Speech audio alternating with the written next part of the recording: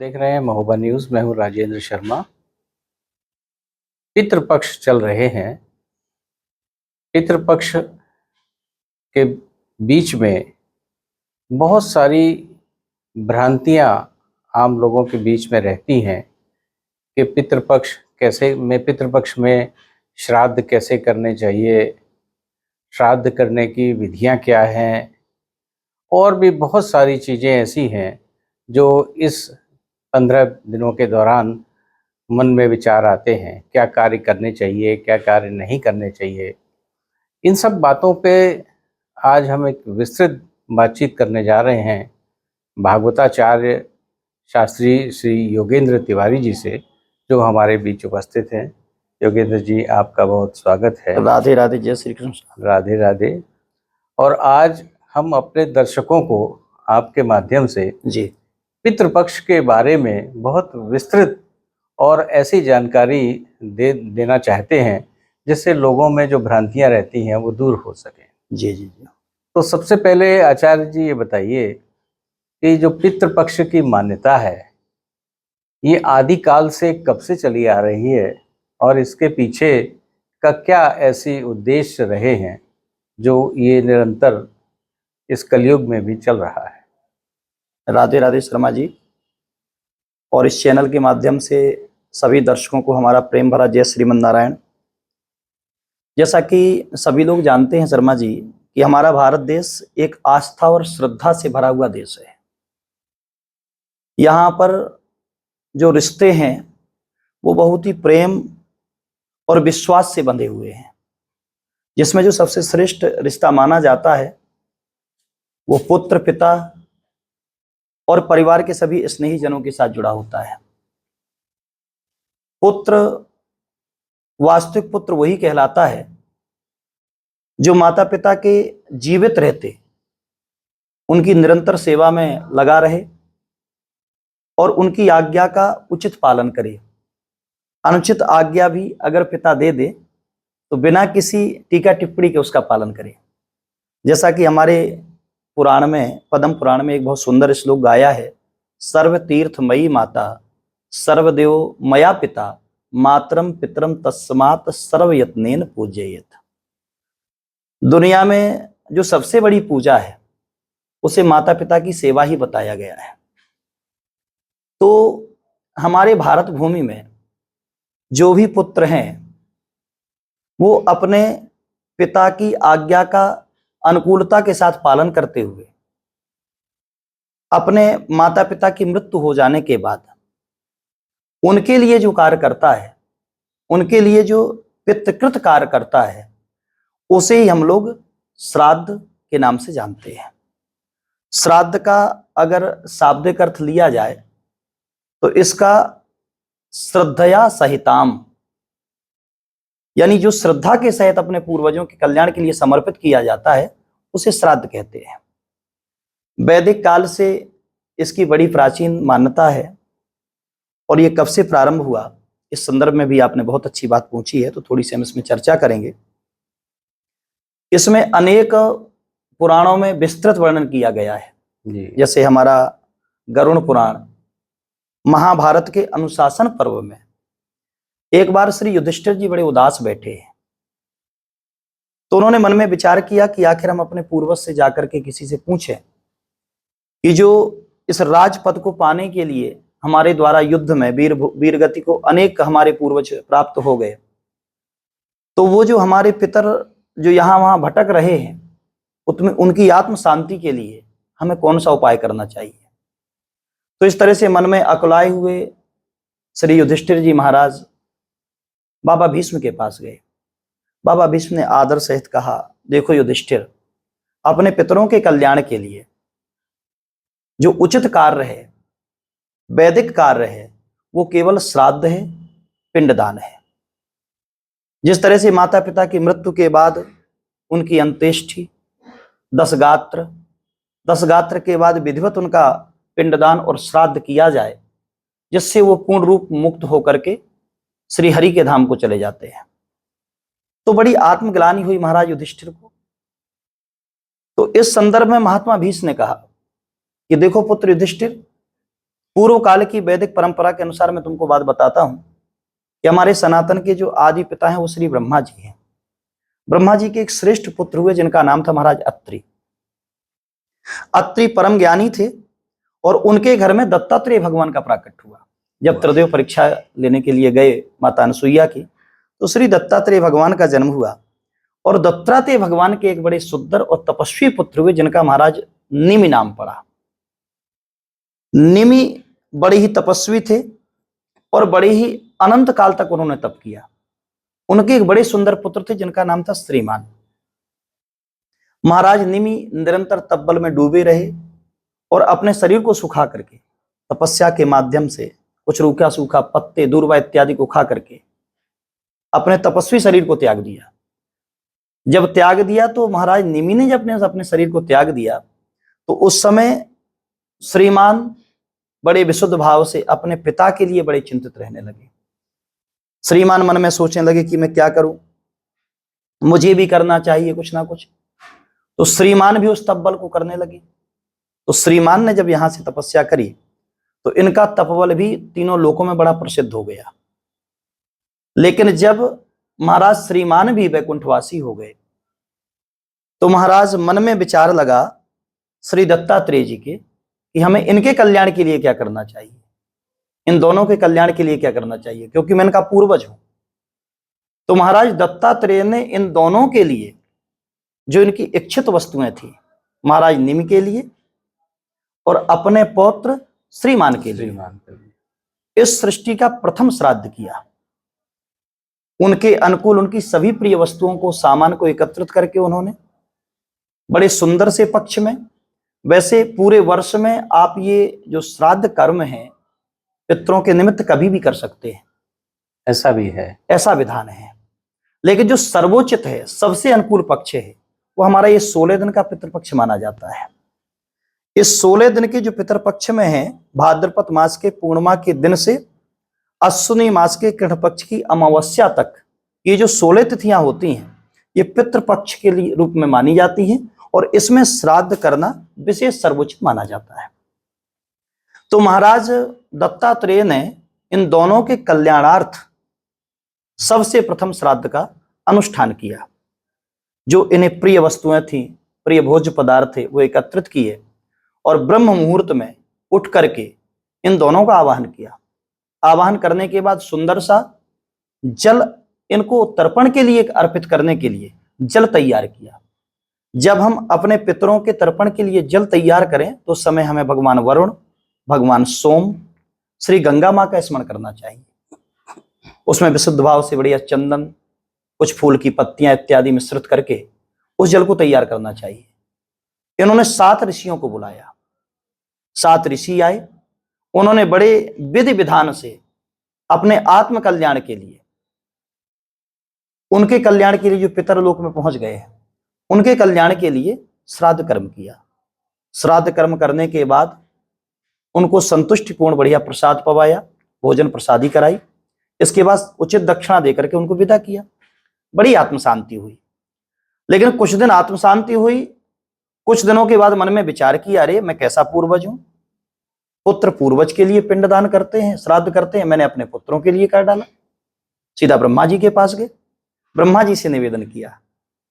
महाराज दत्तात्रेय ने, पिता में क्या मैंने ये अनुचित कार्य तो नहीं कर दिया कि अपने पुत्रों के लिए मैंने श्राद्ध और पिंडदान कर दिया? बोले नहीं नहीं, ये किसी भी जीव के लिए करना अनिवार्यता है। श्राद्ध कर्म, पितरों के लिए तर्पण, कन्याएं, स्त्रियां, पुत्र या परिवार का कोई भी जो परिवार से संबंध व्यक्ति है वो कर सकता है। उसके करने से उन पितरों को ही प्राप्त होगा और करने वाले कर्ता के जीवन में भी बड़ा आनंद आएगा। तो जो भगवान ब्रह्मा ने इस बात का समर्थन किया तो फिर समस्त ऋषि परंपरा के अंतर्गत ये श्राद्ध कर्म जुड़ गया और फिर समस्त ऋषियों ने शर्मा जी इसको बड़े विस्तार से करना प्रारंभ किया। ये हमारी वैदिक परंपरा में श्राद्ध का शुभारंभ था। आचार्य जी, जो परंपरा चली आ रही है जी, इसमें तिथियों का निर्धारण कैसे करते हैं? जैसे अमुक व्यक्ति की मृत्यु किसी माह के किसी दिन हो गई, जी जी, तो ये जो 16 दिन रहते हैं, इस 16 दिन में कैसे ये तय होता है कि अमुक तिथि में हमें श्राद्ध करना चाहिए जी, अमुक जी, व्यक्ति का? शर्मा जी, बहुत बढ़िया प्रश्न किया आपने।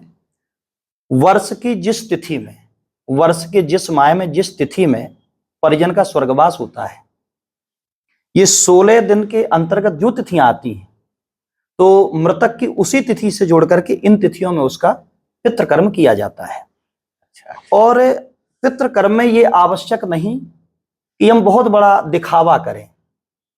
इसमें लिखा है श्रद्धा सहिताम भूरि भोजनात्, हमें उदारता के साथ करना है, लेकिन अतिशय नहीं करना है।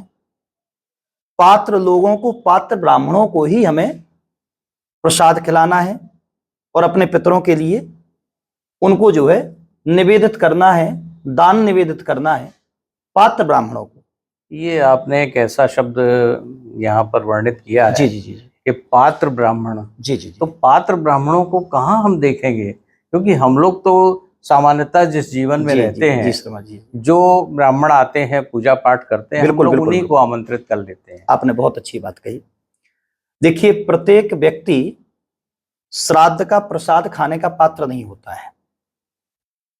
जैसे कि हमारे शास्त्रों में जो वर्णन किया गया है कि जो ब्राह्मण त्रिकाल संध्या करते हो, जनेऊधारी हो, भगवान का नाम लेने में व्रत रहते हो, व्यसन से मुक्त हो, परमात्मा के प्रति आसक्ति हो, भगवान को मानने वाले हो, आस्थावान हो, ऐसे ब्राह्मणों को ही भोजन कराना चाहिए।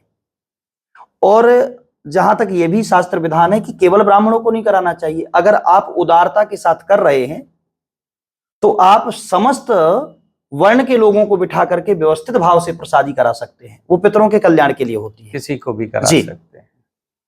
अगर ब्राह्मण आ रहे हैं आपके, जो आपने 7 ब्राह्मण किए हैं, 11 ब्राह्मण किए हैं, या जितनी भी आपकी श्रद्धा के अनुसार है, तो ब्राह्मण नहीं आ रहे हैं, वो ब्राह्मण के रूप में आपके पूर्वज ही प्रसाद पाने के लिए आ रहे हैं।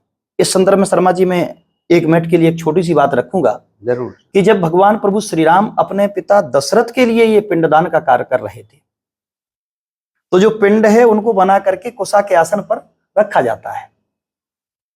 भगवान श्री राम तो स्वयं धर्मावतार हैं, अपने पिता के लिए बड़ा सुंदर कार्य कर रहे थे। उसी समय पिता दशरथ जी प्रसन्न हुए और स्वयं बैकुंठ से आकर के, अपने लोक से आकर के जब श्री राम जी पिंड अर्पित करने लगे, तो महाराज दशरथ ने अपना हाथ आगे बढ़ा दिया। लेकिन भगवान श्री राम जानते थे कि जो वैदिक परंपरा है वो पिंड को कुशा के आसन पर ही सुसज्जित करना है, रखना है। तो पिताजी हाथ आगे बढ़ाए, लेकिन भगवान श्री राम ने वो पिंड हाथ पर नहीं दिया, कुशा के आसन पर रख दिया। उसी समय महाराज दशरथ अति प्रसन्न होकर के प्रकट हो गए, पुत्र, मैं जानता था कि तुम धर्मज्ञ पुत्र हो, तुमने जो किया वो विधि विधान के अंतर्गत ही, जो हमारा शास्त्रोक्त नियम है उसी अनुसार किया। लेकिन राम जी ने जब यह कृत्य किया तो उसी समय माता जानकी वहां नहीं थी। माता जानकी वहां नहीं थी, माता जानकी किसी कार्य में व्यस्त थी। तो उसी समय 3 ऋषियों को बिठा करके भगवान राम प्रसाद ग्रहण करा रहे थे अपने पितृ कल्याण के लिए। माता जानकी थोड़ी विलंब से आई तो भगवान राम ने कहा, कहां गई थी आप? अरे यहाँ पितृ श्राद्ध चल रहा है और आप इनकी सेवा में न लग करके आप अन्य जगह गई थी, अन्य कार्यों में लगी थी। तो माता जानकी ने कहा, प्रभु, ये जो 3 आपने जो देवता बुलाए थे, ऋषि देवता, विप्र देवता, तो इनमें मुझे ऋषि नहीं दिख रहे थे, आपको ऋषि दिख रहे थे। लेकिन एक में मेरे ससुर दशरथ दिख रहे थे, और एक में श्री दशरथ जी के पिताजी दिख रहे थे एक रूप में, और एक उनके परपिता दिख रहे थे। यानी हमारी 3 पीढ़ियां बैठ करके प्रसाद पा रही थी। भगवान राम धन्य हो गए। भगवान राम ने कहा, धन्य सीते, तुमने 3 पीढ़ियों को यहां पर जो है प्रसाद पाते हुए देख लिया, अर्थात सीधा श्राद्ध के माध्यम से पितरों तक चला गया। ये हमारा सौभाग्य है। तो कहने का प्राय हमारे शर्मा जी ये कि जब पात्र व्यक्ति आके प्रसाद पाता है तो सीधा हमारे पितरों को प्राप्त होता है। और आजकल समाज में ऐसी कुरीतियां भी है, कई लोग कहते हैं मृतक भोज बंद कर दीजिए, श्राद्ध बंद कर दीजिए। ये जो सूक्ष्म शरीर होता है, ये जब निकलता है स्थूल शरीर से अंत्येष्टि के बाद, तो इस सूक्ष्म शरीर में जब तक जलन होती रहती है, जब तक कि अस्थियों को गंगा जल में विसर्जन नहीं किया जाता है। आप अन्य किसी नदी में नहीं डाल सकते, क्योंकि अन्य किसी नदी में अगर आप अस्थि विसर्जन करते हैं तो सूक्ष्म शरीर की जलन शांत नहीं होती और ये यमलोक तक नहीं जा सकता ये सूक्ष्म जीव। इसीलिए पुत्र विधिवत अस्थि विसर्जन करता है और अपना पितृकृत कर्म करता है। लेकिन आजकल कुरीतियां कुछ ऐसी व्याप्त हो गई कि लोग दिखावे के लिए जब ये कार्य करने लगे तो इस पर टीका टिप्पणी होने लगी। इसमें आप अपनी इच्छानुसार अपने पितरों के कल्याण के लिए हर स्थिति में करें। जो जीवन मुक्त महात्मा हैं या कोई बहुत बड़े ऋषि हैं या बहुत बड़े विद्वान हैं, तो वो भले ही मुक्त हो गए हों, या ये कहा जाता है कि चलिए भैया ये जीवन मुक्त हो गए तो अब जीवन मुक्त संतों के लिए, जीवन मुक्त महात्माओं के लिए, जीवन मुक्त महापुरुषों के लिए श्राद्ध क्यों किया जाए, क्योंकि वो तो मुक्ति पा चुके हैं। लेकिन अगर आप जीवन मुक्त संतों के लिए, महात्माओं के लिए, किसी गृहस्थी व्यक्ति के लिए भी ये श्राद्ध करते हैं तो ये आपका किया हुआ पिंडदान सीधा हरि के चरणों में जाता है। क्योंकि सभी पितरों के श्रेष्ठ पितर श्री परमात्मा हरि हैं, जिन्हें विश्वात्मा कहते हैं, वो विश्व की आत्मा है। जब उनको प्राप्त होता है तो ये पिंड का जो भाग है वो सारी सृष्टि को मिल जाता है और वह व्यक्ति परम कल्याणकारी हो जाता है जिसने ऐसा कार्य किया है। अति सुंदर। आचार्य जी, ये मान्यता है कि जो वंशज होता है, पुत्र होते हैं, पुत्र ही श्राद्ध कर सकते हैं जी, क्या ये सत्य है? मान लीजिए किसी वंशज में पुत्र नहीं है जी, तो क्या पुत्रियां कर सकती हैं? बिल्कुल बिल्कुल शर्मा जी, बहुत अच्छी बात आपने पूछी। पुत्रियों को, बहुओं को अगर वैदिक परंपरा के अनुसार देखा जाए तो श्राद्ध करने का सभी को पूर्ण अधिकार है। क्योंकि जरूरी नहीं कि इस मानव योनि में जो हमने जन्म लिया है केवल इसी योनि के पितर हमारे श्राद्ध कर्म की प्रतीक्षा कर रहे हो। क्योंकि जब हम 84 लाख योनियों को अलग अलग भोग करके आते हैं तो प्रत्येक योनि के जो हमारे जीव हैं, प्रत्येक योनि के जो हमारे पितर हैं, जो कई योनियों को भोग रहे हैं, कोई सिंह योनि में है, कोई व्याघ्र योनि में है, कोई अन्य तरह से और कीट मकोड़ों की, कीट पतंगों की योनि में है, तो परिवार के किसी भी परिजन के द्वारा किए गए श्राद्ध का भाग उन समस्त योनियों के पितरों को प्राप्त होता है। अगर हमारे पितर स्वर्ग में हैं और कोई पुत्र या कोई परिजन, ऐसा शास्त्र विधान है, कोई भी कर सकता है। अगर कोई परिजन श्राद्ध कर्म कर रहा है तो अगर हमारे पितर स्वर्ग में हैं तो उनको वो श्राद्ध का जो भाग है वो बड़े विशुद्ध भाव से अमृत के रूप में प्राप्त होता है, वो पोषित हो जाते हैं। अगर वो व्याघ्र की योनि में, सिंह की योनि में है तो जो वो भक्ष जो भी ग्रहण करता है उसे उस रूप में प्राप्त हो जाता है। जितनी भी योनि में वो भटक रहा है तो यहां हम भले ही पिंड को किसी रूप में अर्पित करेंगे लेकिन जो उसका भोजन है उसे पूर्ण रूप से तृप्ति मिल जाएगी। तो इसलिए ये कार्य प्रत्येक मनुष्य को करना चाहिए और अनिवार्यता के साथ करना चाहिए। अगर वो नहीं कर पा रहा है, असमर्थ है, घर में किसी तरह की कोई सामग्री नहीं जुटा पा रहा है, तो इस पितर पक्ष में वो पुत्र अपने पूर्वजों को निवेदित करते हुए दक्षिण की तरफ मुख करके, दोनों बाहें उठा करके, स्नान ध्यान करके, समर्पित होकर के कहे कि हे मेरे पितर देवताओं, मैं इतना सामर्थ्य नहीं रखता हूं कि आपके लिए किसी तरह से पितृकृत कर्म कर सकूं, इसलिए मुझे आप क्षमा करें और मैं जो भी प्रसाद अर्पित कर रहा हूं वो आपके निमित्त है, उसे आप ग्रहण करें। आंखों में आंसू भर करके, सहृदय बन करके अगर ये आप पितरों से निवेदन करें और एक मुट्ठी घास भी कहीं की उखाड़ करके किसी गौ माता को खिला दें तो उसका पितर योनि, जितने भी पितर भटक रहे हैं, वो पूर्ण तृप्त हो जाएंगे और पितृदोष उसकी कुंडली से समाप्त हो जाएगा। यहां तक भी आया है। अच्छा आचार्य जी, आपने पितृदोष का नाम लिया। जी जी। तो पितृदोष क्या होता है जी, और जी, क्या पितृदोष की पूजा इसी श्राद्धों में की जाती है क्या? शर्मा जी, पितृदोष के अनेक कारण हैं। पितृदोष का मतलब ये है कि आप देख रहे हैं सनातन काल में जो भी हमारे वेदोक्त और शास्त्रोक्त नियम है, धीरे धीरे आने वाले परिवेश में लोग उनका हनन करते जा रहे हैं। उन पर कोई विश्वास नहीं करता, आस्था धीरे धीरे घटती जा रही है। तो इस तरह के परिवेश में लोग बहुत दुखी हैं। जहां तक एक हमारा अनुभव है वेदोक्त और शास्त्रोक्त नियमों को पढ़ने के बाद, कि कभी ईश्वर किसी को दंड नहीं देते हैं, क्योंकि ईश्वर स्वयं सुख की राशि है। रामचरितमानस में भी बहुत प्यारी चौपाई आई है, जो सुखधाम राम असनामा, जिनके पास केवल सुख का भंडार है वो कभी किसी को दुख नहीं दे सकते। फिर दुख क्यों होता है? इसका जो सबसे बड़ा दोष है शर्मा जी, आजकल संसार में जितनी भी समस्याएं आप देख रहे हैं, जितनी भी समस्याएं आप देख रहे हैं, वो केवल पितृदोष के कारण बताई गई है। जैसे संतानों में अकारण दुराचारिता आ जाना, व्यभिचारता आ जाना, उल्लंघन करके मनमुखी बातें करना, मनमुखी जीवन शैली जीना, ये पितृदोष का पहला कारण है। दूसरा पितृदोष का कारण है भयंकर रोगों से, आदि व्याधि से मनुष्य का ग्रसित हो जाना, क्योंकि जब वो पितर अनेक योनियों को भोगते हुए यत्र तत्र भटकते हैं तो अपने ही परिवारीजनों का बार बार आकर के रक्त शोषित करते हैं, क्योंकि उन्हें तो भोजन चाहिए। तो ऐसे में विभिन्न तरह की आधियां व्याधियां सताने लगती हैं और आदमी को अनेक कष्ट सहना पड़ते हैं। भूत प्रेत संबंधी उपद्रव भी परिवार में होना शुरू हो जाते हैं। दूसरा, अगर पितृदोष लगा है तो आप कितना भी धन कमाएं, वो किसी ना किसी कार्य के लिए आप कमाएंगे और किसी अन्यत्र काम में आपका खर्च हो जाएगा। और इसका जो सबसे बड़ा अपराध है शर्मा जी, वो है संतानहीनता। आप जो आज देख रहे हैं, ज्यादा से ज्यादा लोग संतानहीनता की भयावह आपदा से ग्रसित हैं। उसका केवल एक कारण है पितृदोष का होना। इसलिए पितरों के कल्याण के लिए और अपने जीवन के कल्याण के लिए श्राद्ध पिंडदान कर्म करना नितांत आवश्यक है।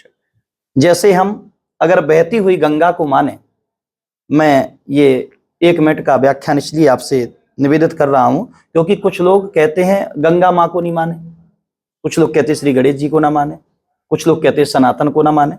तो उनके लिए एक बात मैं बोल रहा हूं कि गंगा माँ के अंदर जिस तरह से मछली, कछुआ, अनेक जीव रहते हैं, लेकिन उनका मोक्ष नहीं होता। अगर हम किसी का अस्थि विसर्जन करते हैं या हम एक बार स्नान करते हैं तो हमारा कल्याण गंगा माँ करती है, लेकिन जो निरंतर उसमें नहा रहे उनका कल्याण नहीं है। क्यों नहीं है? क्योंकि वो गंगा माँ को गंगा माँ नहीं समझ रहे हैं, वो उसको केवल साधारण जल समझ रहे हैं। तो जो व्यक्ति इन कार्यों को, श्राद्ध कर्मों को, पिंडदान इत्यादि कर्मों को साधारण कार्य समझता है, उसका जीवन में कोई कल्याण नहीं है, वो माने या ना माने। लेकिन जो इन कार्यों को मानता है, इस आस्था के साथ जीता है और विधिवत अपने पितरों के कल्याण के लिए पिंडदान और श्राद्ध करता है, वो इस लोक में भी आनंद के साथ रहता है और परलोक में भी आनंद के साथ जाता है। शर्मा जी, ऐसा शास्त्रोक्त विधान बताया गया है। ऐसी मान्यता है कि जो श्राद्ध के दिन होते हैं, इन दिनों में शुभ कार्य नहीं किए जाते जी, हैं। बहुत बहुत। और कहते हैं कि कुछ सामान खरीदना है या कुछ चीजें हैं, तो वो थोड़ा सा परहेज किया जाता है। जी शर्मा जी, आपने बहुत अच्छी बात पूछी। ये दिन बड़े ही शुद्ध और सात्विक को पुनीत दिन होते हैं। लेकिन आपने एक बात देखी होगी कि वैसे हम नित्य की प्रक्रिया वाले जीवन में कहीं भी बाहर भ्रमण करते हैं, घूमने के लिए जाते हैं, कुछ सामान खरीदने के लिए जाते हैं, लेकिन अगर हमारे घर में कोई विशिष्ट अतिथि आ जाए, विशिष्ट कोई हमारा मेहमान आ जाए, तो हम बंध के रह जाते हैं, उनको देखते रहेंगे, भैया इनकी क्या व्यवस्था है, इनको कौन से कमरे में बिठाना है, कहाँ रुकाना है। तो ये जो 16 दिन सुनिश्चित किए गए हैं, इसमें हमारे पितर हमारे पास आ जाते हैं, हमारे पूर्वज हमारे पास आ जाते हैं। इसमें कोई कार्य करना निषिद्ध नहीं है, लेकिन इसलिए वेदों में थोड़ा सा रोका गया, शास्त्रों में थोड़ा सा रोका गया नए कार्यों के लिए कि व्यक्ति केवल अपने पितरों में ध्यान लगाए। 16 दिन तो उनके कल्याण के लिए, उनके कार्य के लिए समर्पित हो रहा है, और 16 दिन में भी अगर अन्यत्र कोई कार्य करता है तो उसका मन वहां उलझा रहेगा और ये पितरों का जो निमित्त जल देना, तर्पण इत्यादि करना, ये उसके हाथ से छूट जाएगा। तो इसलिए कुछ चीजें निषिद्ध बताई गई हैं। वैसे कुछ जो साधारण सी चीजें हैं, जैसे पितरपक्ष में आपको तेल नहीं खरीद के लाना चाहिए, जूता चप्पल नहीं खरीद के लाना चाहिए, दाढ़ी इत्यादि वाल इत्यादि जो आपका तर्पण करने वाले हैं उनको नहीं बनाना चाहिए। इस तरह से कुछ ये निषिद्ध हैं। आप प्रत्येक कार्य शुभारंभ कर सकते हैं, पितृपक्ष में श्रीमद् भागवत अनुष्ठान भी कर सकते हैं, अन्यत्र प्रत्येक कार्य कर रहे हैं, लेकिन इसमें जो श्रेष्ठ देवता है वो हमारे पितर हैं। जो भी कार्य किया जाए केवल पितरों के लिए किया जाए, अन्यत्र किसी देवता के लिए कोई कार्य ना किया जाए। दूसरा, शर्मा जी, आप देव कार्य अगर कर रहे हैं तो भले ही ऋण लेकर के कर लें, लेकिन हमारी समर्थता अगर नहीं है तो कभी भी पितरों का कोई कार्य, पितृकृत कार्य, श्राद्ध पिंडदान हमें ऋण लेकर के समाज से नहीं करना है, क्योंकि उससे हमारे पितर बहुत दुखी रहते हैं। इसलिए जो भी अपवाद फैला है अधिक खर्चा करने का, इसको नष्ट किया जाए। केवल सात्विक प्रवृत्ति से सात्विक ब्राह्मणों को भोजन और दक्षिणा से संतुष्ट करके हम लोग ये कर्म करें, तो हमारा जीवन अतिशय सुखी और आनंदित हो जाएगा। हमारी संतानें भी भविष्य में बड़े आनंद से जीवन जिएंगी। आचार्य जी, इन 16 दिवसों में जी, जो हमारे पूर्वज होते हैं उनकी अनुभूति होती है, बिल्कुल बिल्कुल बिल्कुल। सबको होती है। जी जी बिल्कुल। और इस दिवसों में हमने ये भी देखा है, महसूस भी किया है कि आपके घर में कौवे वगैरह भी जो है आते हैं। बड़ी सुंदर बात पूछी। प्रायः कौवे नहीं दिखते हैं, जी, लेकिन इन दिवसों में कौवे जरूर आते हैं। बिल्कुल दिखते हैं। तो इसका क्या जुड़ाव है एक दूसरे से? शर्मा जी, बड़ा सुंदर प्रश्न है आपका। और कई लोगों की तो ये मान्यता है कि हमारे पितर कौवा के रूप में आ जाते हैं, ये मान्यता है जी। लेकिन ऐसा नहीं है। ये जो कौवा इस समय ज्यादा से ज्यादा हमें दृष्टि में हमारे सामने आते हैं, इसका बहुत मूल कारण है ये आनंद रामायण का एक मिनट का प्रसंग मैं आपके सामने रख रहा हूं। जब माता सीता का भगवान राम श्रृंगार कर रहे हैं तो उस समय जयंत के मन में थोड़ा सा ग्लानि हुई, भगवान की माया को नहीं समझ पाया। तो मानस में चौपाई, सीता चरण चौंच हत भागा, माता जानकी के चरण में इसने चौंच का प्रहार कर दिया। भगवान राम ने इसे एक तिनके का बाण इसके पीछे लगा दिया, तो इसको बड़ी जलन महसूस हुई। जब किसी ने इसकी रक्षा नहीं करी, अंतोगत्वा ये भगवान की शरण में गया और भगवान ने इसको एक आंख करके, एक आंख इसकी फोड़ दी, एक आंख का जो है करके छोड़ दिया। तब से ये कौवा हमेशा भक्ति में डूब गया। पूरे कौवंश को इसने चेतना दे दी कि परमात्मा की परम भक्ति करिए, ईश्वर साक्षात जगत पिता है, वो ही सर्वोपरि है। तो निरंतर ऐसी उपासना करता रहा। एक दिन भगवान राम जब वनवास से अपने घर लौट करके आए तो अयोध्या में बड़ा मंगलाचरण हो रहा था। वहां एक कौवा बैठा बैठा बड़ी जोरदार आवाज में चिल्ला रहा था। भगवान राम तो प्रत्येक प्राणी की भाषा समझते हैं। हे खगमृग हे मधुकर सरणी, तुम देखी सीता मृग नैनी। तो ये कौवा को सुन रहे हैं कि ये कौवा आखिर क्या कह रहा है। वो जय जयकार कर रहा है भगवान की, बड़ा आनंदित होकर नाच रहा है। तो समस्त मंत्रियों के जाने के बाद भगवान ने कौवे को बुलाया, आप इधर आओ। वो जाके प्रणाम किया, बोले बताओ आपको क्या चाहिए, तुमने बहुत सुंदर जो है गान किया, यशो गान किया मेरा, तुम्हें क्या चाहिए। कौवा बोला प्रभु आपकी शरणागति चाहिए, क्योंकि आपने मेरे नेत्र खोल दिए, जो मेरे अंदर कपट था उसको आपने दूर कर दिया, जो कपट था वो दूर कर दिया। तो भगवान ने कहा आज से मैं तुझे आशीर्वाद देता हूं कि तुझे वर्तमान काल, भूतकाल और भविष्य काल तीनों का अपने आप भास हो जाएगा, आभास हो जाएगा और ज्ञान रहेगा। और दूसरा वरदान तुझे ये देता हूं कि आने वाले पितरपक्ष में जब तक किसी भी पिंडदान करने वाले दाता के द्वारा किया गया पिंड दान, जब तक तुम अपनी चोंच से उसको स्पर्श नहीं करोगे तब तक वो है पितरों को प्राप्त नहीं होगा। और तुम्हारे द्वारा ग्रहण किया गया प्रत्येक अंश श्राद्धकर्ता के द्वारा तुम्हारे लिए निकाला गया अंश सीधा पितरों को प्राप्त होगा, ऐसा हम तुझे वरदान देते हैं।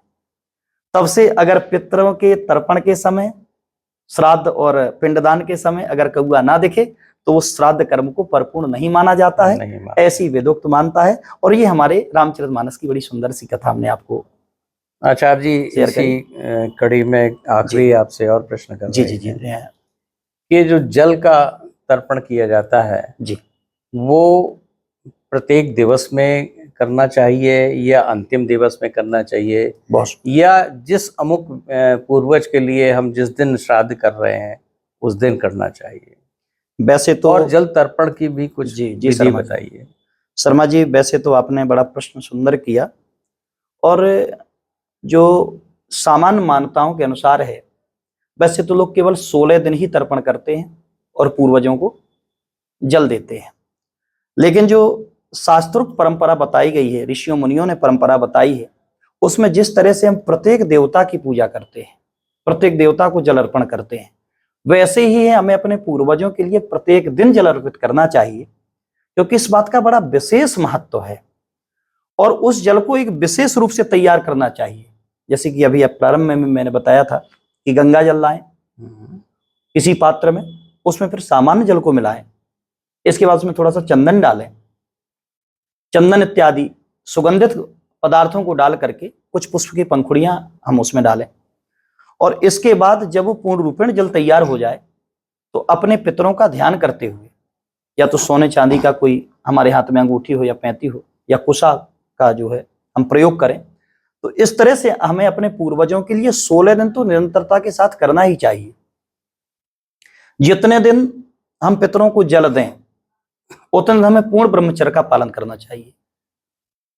और श्राद्ध भोजी ब्राह्मण को भी पूर्ण ब्रह्मचर्य का पालन करना चाहिए।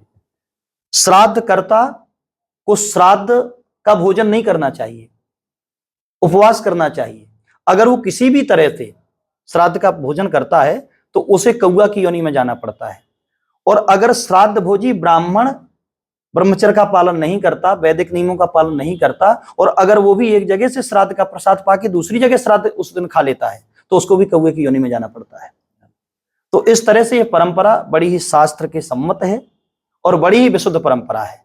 इसको जो भी करते हैं वह परम कल्याण के लिए प्राप्त होते हैं और उनके पितर भी हमेशा उनके ऊपर कृपा बनाए रखते हैं, ऐसी सर्वविदित मान्यता है। आचार्य जी, ऐसा भी कहा जाता है कि हम निरंतर श्राद्ध करने के उपरांत जब गया जी में एक बार श्राद्ध कराते हैं, जी बहुत सुंदर, तो उसके बाद क्या फिर हमको श्राद्ध करने की कोई अनिवार्यता नहीं है? जी जी जी शर्मा जी, इस संदर्भ में हम शास्त्रोक्त बात आपसे कहेंगे कि श्राद्ध विधान तब पूरा होता है जब श्राद्ध कर्ता अपने पितरों को आवाहन करके उनकी तिथि पर सबसे पहले तो जहां उनका जन्म हुआ या जहां उन्होंने निवास किया उस स्थान पर विधिवत पिंडदान और श्राद्ध करे।